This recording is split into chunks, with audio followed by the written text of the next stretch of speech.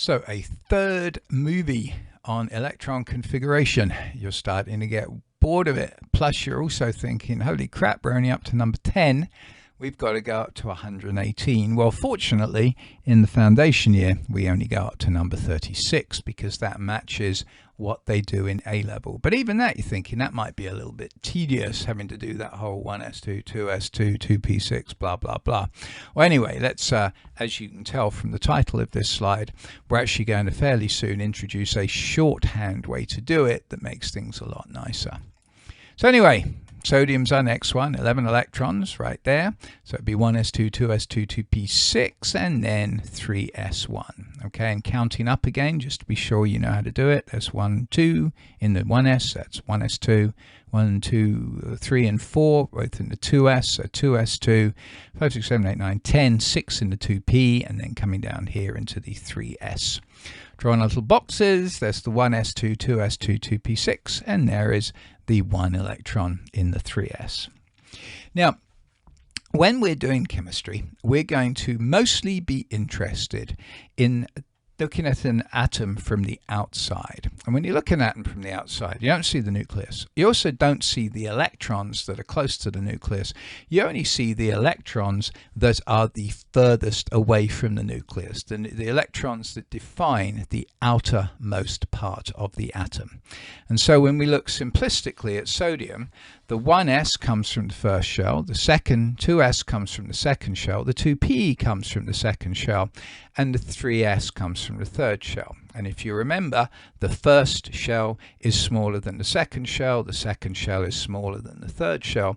So it's that 3s electron that is going to be on the outside. So we split the electrons into inner electrons and then a so-called valence electron. Okay, now in particular these inner electrons, the 1s2, 2s2, 2p6, well, that's the electron configuration of neon. And up here there's the 1s2, 2s2, 2p6. Again, that's the electron configuration of neon. So what we can look at here is we have this valence electron, the electron that is in the outermost shell. That's the interesting electron because it's in the outermost shell. The inner electrons, which are the same electrons as make up a neon atom, are the boring ones. They're inside. And so rather than writing out that 1s2, 2s2, 2p6 whole stuff all the time, let's just shorthand it by putting neon in square brackets. Square brackets saying here's our starting point. We're starting at neon up here because all of these ones in that noble gas are boring. All of them are inner electrons. We only care about the ones past that previous noble gas, which in this case is the 3s1. So our shorthand is now going to be nice and simple. We take out the previous noble gas and only worry about the electrons that are past that. So continuing on. Magnesium, neon, because there's neon right before magnesium, come down from there. Got 1 electron, 2 electrons in the 3s, so I would write magnesium, neon, 3s2. Draw it out in a little box, 1 up, 1 down for the 3s, and it would have 2 valence electrons. 2 electrons in the outermost shell, 2 electrons past that previous noble gas, which took you up until you started that outermost shell.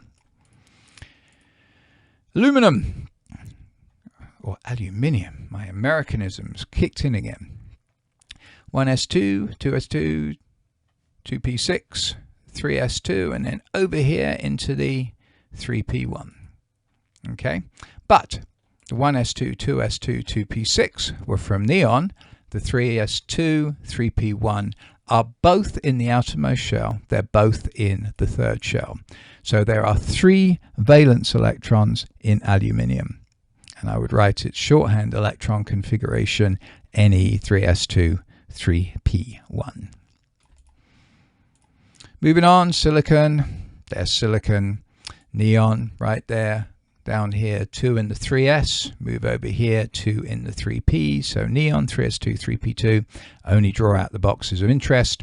And notice, of course, according to Hund's rule, the first electron went into this orbital, so the second electron goes into another orbital pointing in the same direction.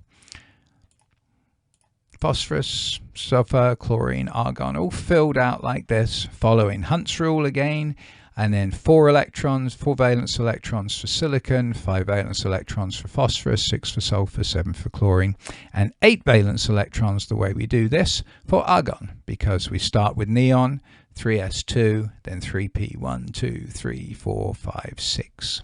Okay?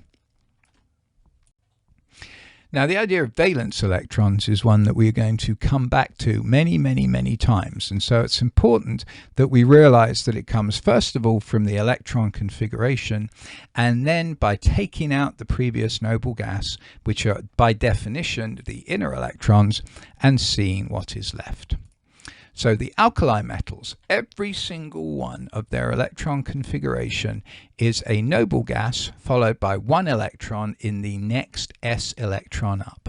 So for example, neon took us up to the 2nd shell, sodium 1s electron in the 3s, so it's s1, okay?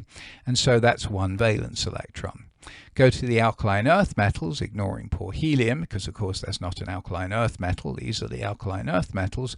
All of them have an electron configuration of s2. It's 1s2 for helium, ignore that, 2s2 for beryllium, 3s2 for magnesium, 4s1, 2 for calcium, and so on. Alkaline earth metals, all s2, all 2 valence electrons. The icosagens are all s2, p1. Okay, whichever one you are looking at, you started off with an s2 and a p1, and so they would have 3 valence electrons, and counting up first of all the p electron configuration for the crystallogens, s2p2, the pnictogens, s2p3, the chalcogens, s2p4, the halogens, s2p5. Noble gases would be s2p6, and so 3, 4, 5, 6, 7, 8 valence electrons respectively. You might remember when we talked about the periodic table, I said I loved the old ones because this was group 1, this was group 2, this was group 3, group 4, group 5, group 6, group 7, group 8. The group numbers refer to the valence electrons. Anyway, back to the 4th row. And we only have 2 more slides left. Okay, so let's go to potassium. How would we do the electron configuration of potassium? Well, we find potassium there. Previous noble gas is argon. After argon, we come down here 1 electron into the 4s. So potassium, argon, 4s1, as we said, 1 valence electron because it is an alkaline metal. Okay. Calcium, hopefully you could do that swiftly as I was unveiling it. 2 electrons in the 4s, having started off at argon. It's an alkaline earth metal. It has 2 valence electrons. Now we're going to get into the 3D. So scandium, start off at argon. 2 in the 4s, 1 in the 3d. So argon 4s2, 3d1. How would we depict that? There's the 2 in the 4s, 1 in the 3d. Okay, and remember 3d, there are 5 possible orbitals in the d subshell. So we got 5 little boxes there. Right, titanium.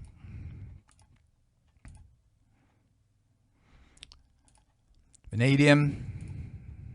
And following Hund's rule as we fill these in, chromium up to that one. Now I'm going to take a little pause here for several reasons.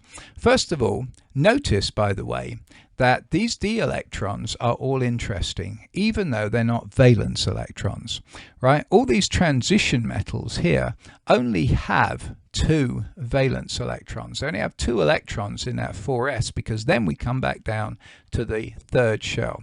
Valence electrons work really, really well when you've got elements in the s block, elements in the p block. They don't work well for elements in the d block, because you not only have interesting electrons in terms of the valence electrons, you have really interesting electrons in terms of the d electrons. So all of the electrons past the previous noble gas are interesting, and we emphasize that fact here. Now, what is novel and something that we need to consider, and something that as we move in further into the course, talking more about transition metals or D block elements here, are the number of unpaired electrons. So I started listing those here. Scandium, 1 unpaired electron. Titanium, 2 unpaired electrons. Vanadium, 3 unpaired electrons. Now you'd say chromium has 4 unpaired electrons, but this is the first place where we get a little bit of iffiness, a little bit of uncertainty in this electron configuration. You would expect chromium to be argon, 4s2, 3d4. But do you remember how back when we were looking at p orbitals, we said there was something nice about the half-filled p subshell? Well, there's something even nicer about a half-filled D subshell. So what we observe with chromium, instead of it having 2 electrons in the 4s and 4 in the 3d, is that it actually bumps one of those s electrons up to the 3d, so it's 4s1, 3d5. Now what we got here is we are maximizing the number of unpaired electrons. We have 6 unpaired electrons, and we have that half-filled D subshell. As we'll see later on, 6 unpaired electrons, well, electrons don't like each other, so having that extra 1 unpaired is really, really nice. And then there is something extra special, super nice and stable about a half-filled D subshell. So chromium, you need to remember, and chromium's friends in its same group have a weird electron configuration. It's not what you would expect. It is one that changes to give you a half-filled D subshell. Anyway, that was chromium. Continuing on. Manganese, exactly as you would expect. Start off at argon, 2 in the 4s, 1, 2, 3, 4, 5 in the 3d, 5 unpaired electrons, all nice special stuff. Iron, according to Hund's rule, we're now going to start putting electrons into orbitals that already have 1 electron in there, so we can see as we go iron, cobalt, nickel, copper, we reduce the number of unpaired electrons down. Now I've stopped at copper because you would say copper is argon 4s2 3d9, start at argon 4s2 3d1 2 3 4 5 6 7 8 9. Okay, but remember there's something awfully special, not just about half-filled subshells, but about filled subshells. So a filled P subshell is nice. A filled D subshell is even better. So what copper does, and its friends in its same group, silver and gold, is instead of it having 2 electrons in the S and 3 electrons in the D, it promotes one of those electrons from the S into the D, so now we have 4s1 3d10. Doesn't affect the number of unpaired electrons, but now we have that filled D subshell. Finally, zinc, argon 4s2 3d10, fairly straightforward, no unpaired electrons. Now, some people, and I mentioned this back when we talked about the periodic table, some people say that zinc isn't a transition metal. It's in the D block, but they say it's not a transition metal because it doesn't have a partially filled D orbital. Some people, a lot of people, define transition metals as elements that have partially filled D subshells. Okay, zinc doesn't. I think zinc's a transition metal because zinc is in the D block, and the old name transition metal came across because the metals transition the gap between this block and this block. But anyway, that's just me. We're not going to dwell upon that. So to finish off, up to element 36, just becomes easy. You could even take a little break on this and do it yourself. Gallium, all the way down there. Starts at argon, 4s2, 1, 2, 3, 4, 5, 6, 7, 8, 9, 10 in the 3d, and then 1 in the 4p. How many valence electrons does a gallium atom have? Well, now we can go back to valence electrons being important because gallium's in the p block. It's got 4s2, 3d10, 4p1, so it's going to have 3 valence electrons. Germanium, obey Hund's rule. So that next electron there, it's got 4 valence electrons, 4s2, 3d10, 4p2. Arsenic, 5. Selenium, 6. Bromine, 7.